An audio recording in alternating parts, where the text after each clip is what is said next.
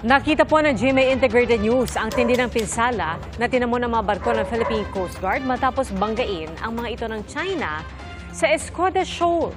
Saksi si Ian Cruz. May malaking lona na nakatakip sa port side o kaliwang likurang bahagi ng BRP Bagakay ng Philippine Coast Guard para hindi ito pasukin ng tubig.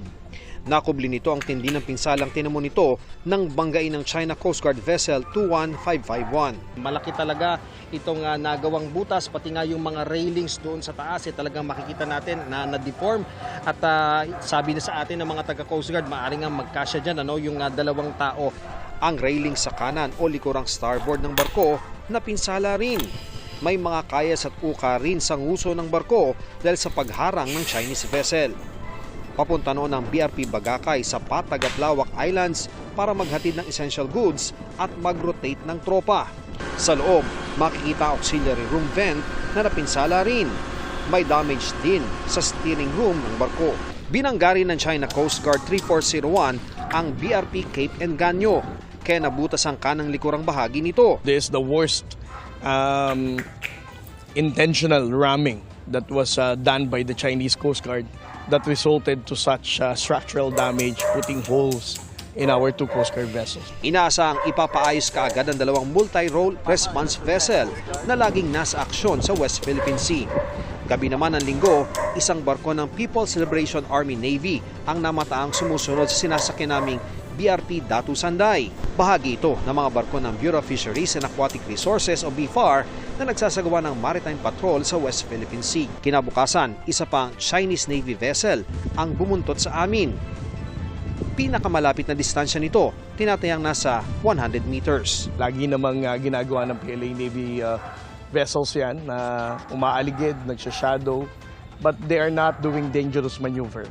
Ang gumagawa lang ng dangerous maneuver sa West Philippine Sea to the point of resulting to collision and even intentional ramming is always the Chinese Coast Guard.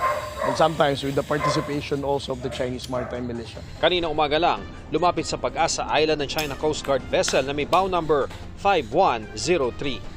Hindi bababa sa 10 ang mga militia vessel na animoy nagbabantay sa 3 sandy cay ng Pag-asa Island na ginagawa ng research ng mga siyentipiko ng UP Institute of Biology.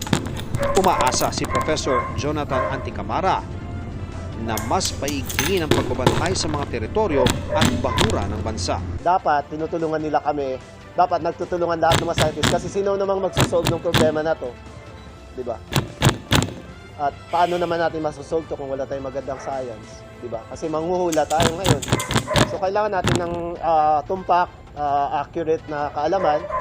Kaninang hapon, nagsagawa muli ng maritime patrol ang 3 barko ng BFAR patungo sa Pag-asa Sand Case. This is China Coast Guard vessel 103. Your vessels have entered the area near Chinese Tianjiao. Please abide by the rules of the People's Republic of China. Do not engage in illegal activities. China Coast Guard vessel 5103. This is BRP Datu Sanday to ensure the safety and security of our fishing vessels and the natural resources within the Philippine EEZ over, which the Republic of Philippines has sovereign rights. You must stay clear over route. Ito, nagpalipad po ng chopper ang China habang nagpapatrolya ang ating mga tropa dito nga sa mga sand case na ito.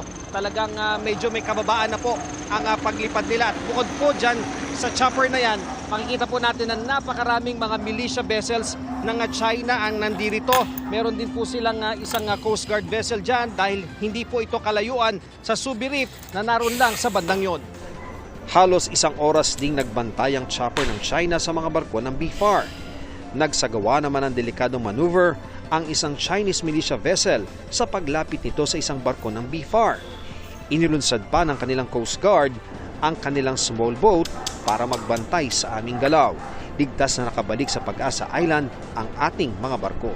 Para sa GMA Integrated News, Ian Cruz ang inyong saksi.